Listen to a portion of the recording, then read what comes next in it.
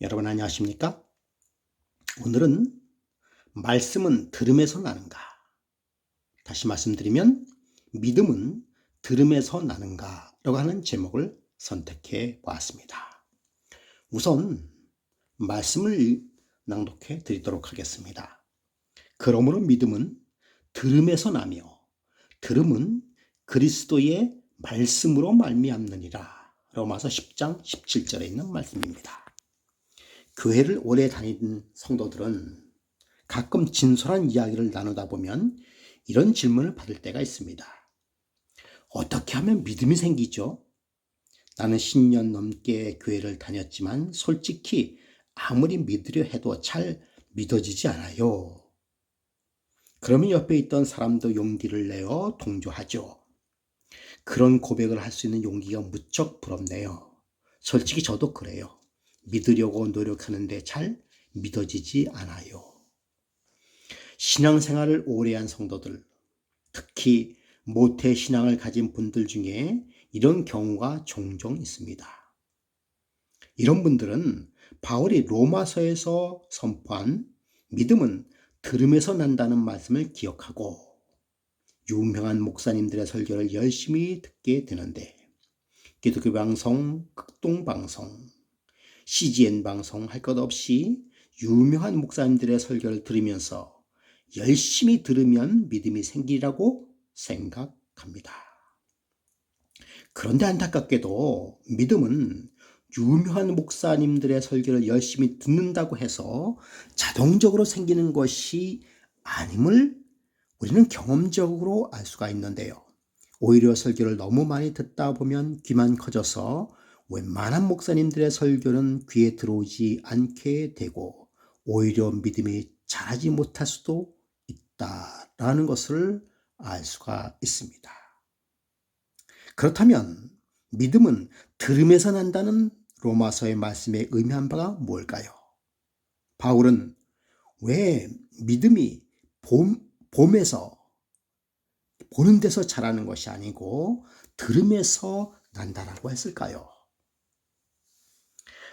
로마서의 말씀은 사실은 우리가 지금 생각하는 것하고는 조금 다릅니다. 그때 당시에 이 들음에서 시작되는 믿음이 들음에서 시작된다라고 하는 두 가지 이유가 있습니다. 첫째는요, 두루마리 성경은 아무나 소유할 수 없을 정도로 값이 비싸기 때문에 그렇습니다. 이 말씀은 이스라엘 백성들은 지금처럼 마음만 먹으면 쉽게 성경을 구입해서 소유할 수 있는 세상이 그때 당시에는 아니었습니다. 양피지에 적힌 두루마리 성경은 1년치 봉급을 모아야 그저 간신히 살 수 있는 귀한 물건이 되었었죠.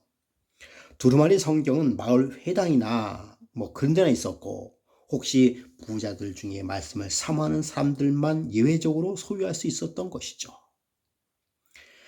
그래서 이들은 하나님의 말씀을 공부할 수 있는 길 오로지 회당에 가서 말씀을 모하는 것밖에는 할 수 없습니까?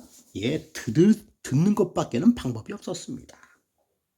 둘째요, 히브리어로 된 두루마리 성경을 읽고 통역해주는 서기관의 도움이 필요했다. 바벨론의 포로로 끌려갔다가 페르시아 제국 때 고국으로 돌아온 귀한 민들은 이미 히브리어를 잊어버리고 페르시아 제국의 공통어인 아람어를 사용하게 됐죠.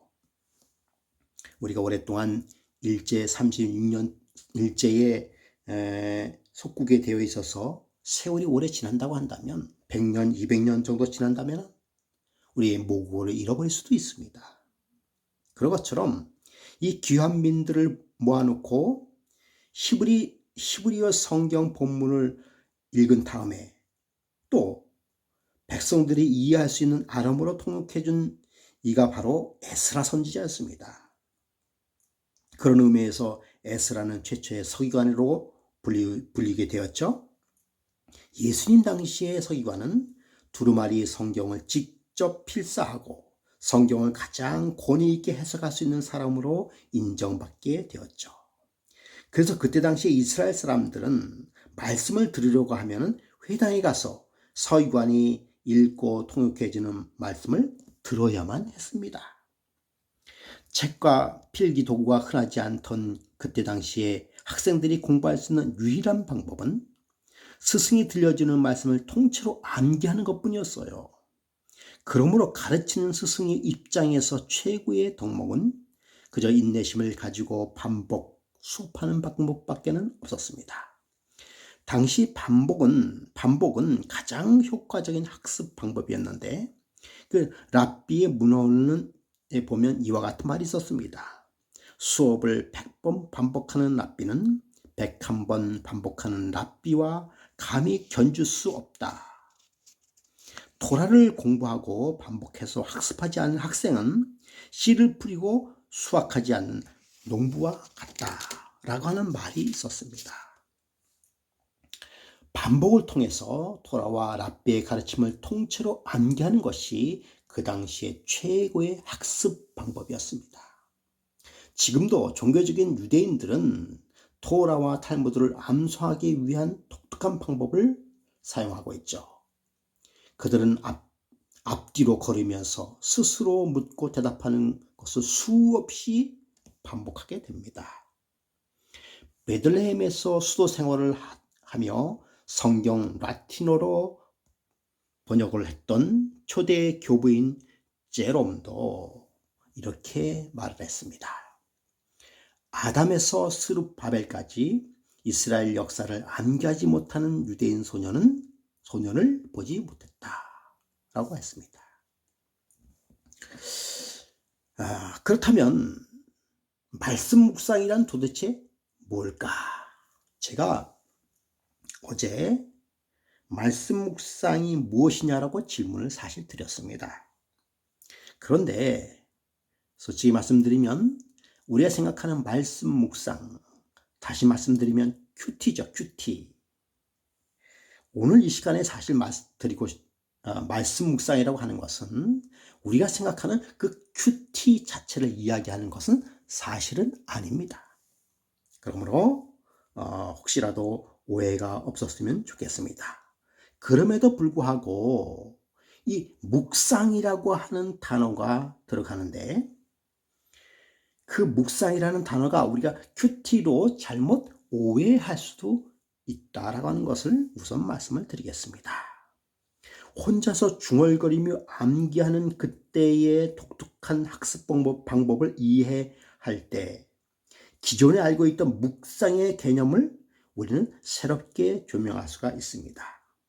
현대 그리스도인에게 말씀 묵상은 침묵 가운데 말씀을 음미하고 생각하는 것이다 라고 인식하고 있죠.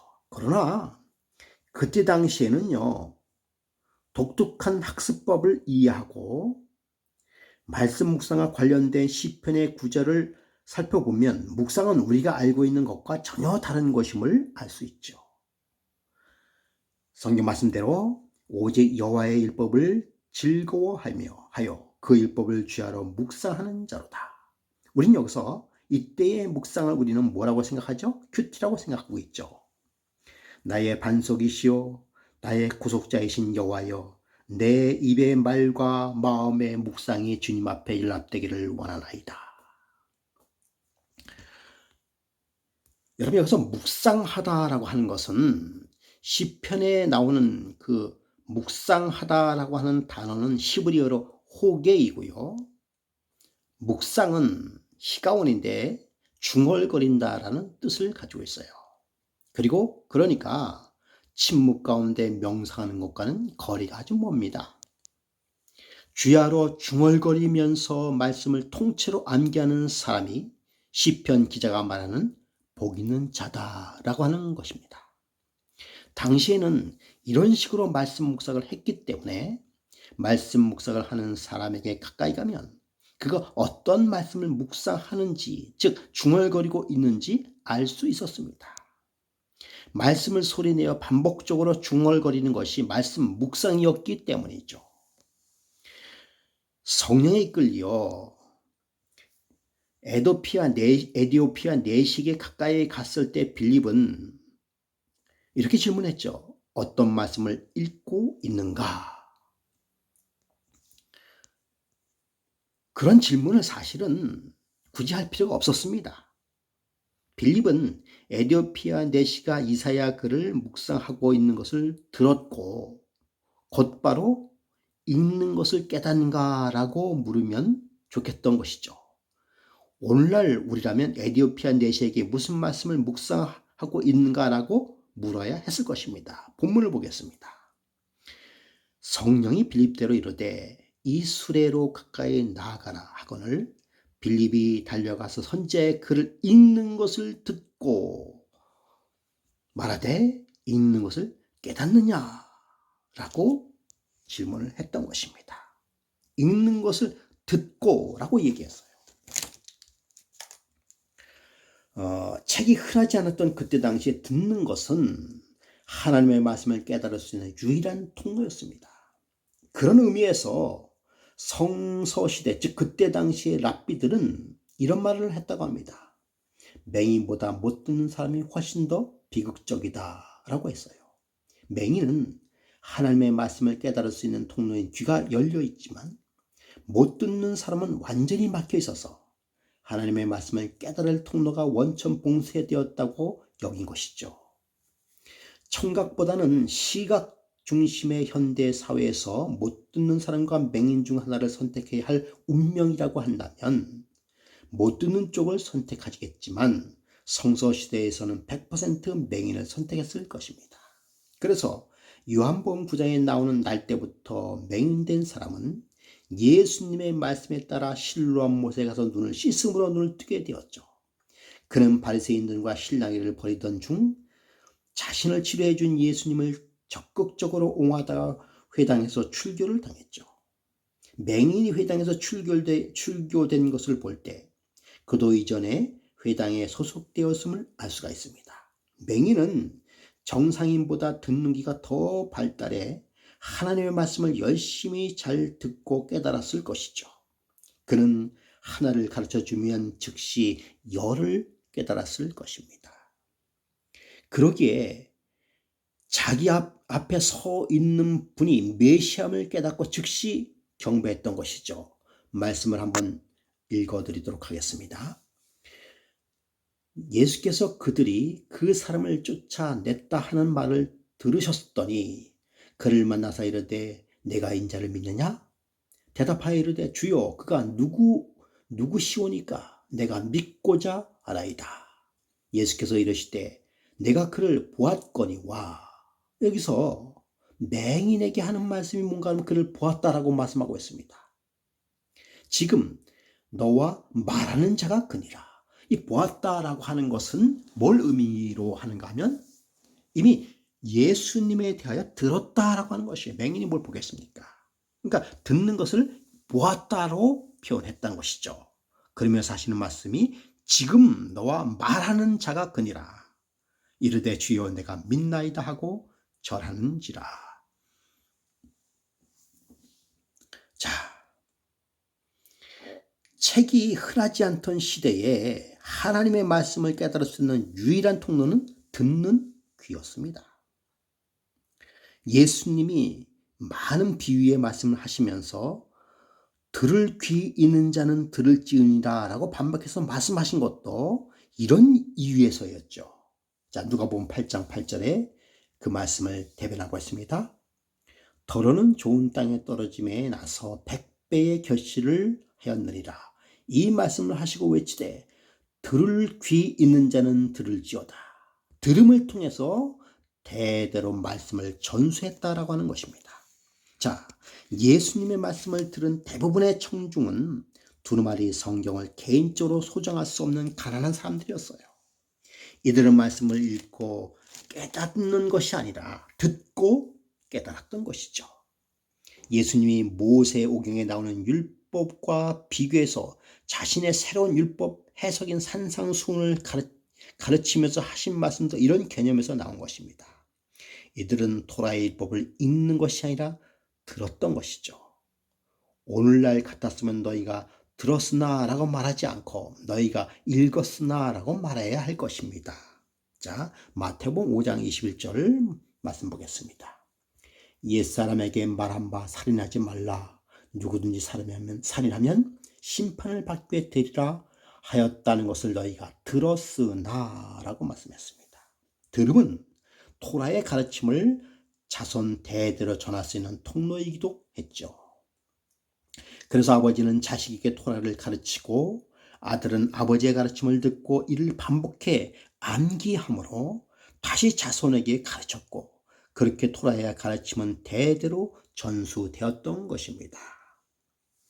그러므로 신명기 6장 7절에 내 자녀에게 부지런히 가르치며 집에 앉았을 때든지 길을 갈 때든지 누워있을 때든지 일어날 때든지 이 말씀을 강론할 것이며, 그러니까 듣지 않으면 잃어버리니까 그들은 계속해서 시간만 나면, 그리고 기회만 있으면 하나님의 말씀을 들었던 것이죠. 그러므로 열심히 들어야, 즉 암기해야 한다라고 하는 것입니다. 자, 말씀드렸습니다만 책이 흔하지 않던 그때 당시에는 들음은 유일한 성서 시대의 독특한 전달 방법이었다고 하는 것을 다시 말씀을 드립니다. 그러므로 누구나 성경 말씀을 소유하고 있는 현대 그리스도인에게는 이 말씀을 그대로 적용하는 것은 무리가 있습니다. 현대 그리스도인들이 유명한 목사님의 설교를 열심히 듣는다고 해서 믿음이 생기지 않는 이유도 여기에 있는 것입니다. 성서 시대에 이스라엘 사람들에게 듣는다는 것은 단순히 듣는 것으로 끝나는 행동이 아니었습니다. 이들은 랍비들이 가르쳐주는 말씀을 열심히 듣고 이를 혼자서 수없이 중얼거리며 반복해서 암기했던 것이죠. 모세오경과 함께 시편 정도는 가볍게 암송하는 학생들이 당시에는 무척 흔했다고 합니다. 그러므로 이 말씀은 현대 그리스도인에게 바르게 적용한다면 유명한 목사님들의 설교를 듣는 것에 만족하지 말고 그것에 병행해서 성경을 스스로 읽고 주의하려 중얼거리면서 암송할 때 믿음이 생긴다고 해야 할 것이 옳은 것이죠. 로마서 10장 17절 그러므로 믿음은 들음에서 나며 들으면 그리스도의 말씀으로 말미암느니라. 함축적으로 말씀을 드리면요, 말씀을 계속해서 반복해서 뭐 하는 것이라고요? 암기하는 것입니다. 말씀인 그 자체를 암기함으로 말씀에서 주시는 능력을 체험하는 것이죠. 그러므로 여러분, 열심히 암기하는 것은 믿음을 자라게 하는 매우 중요한 요소임을 기억하시기 바랍니다. 다음에 기회가 되면 큐티에 대하여 말씀을 드리도록 하겠습니다. 여러분, 우리가 말씀을 열심히 암기하시기 바랍니다.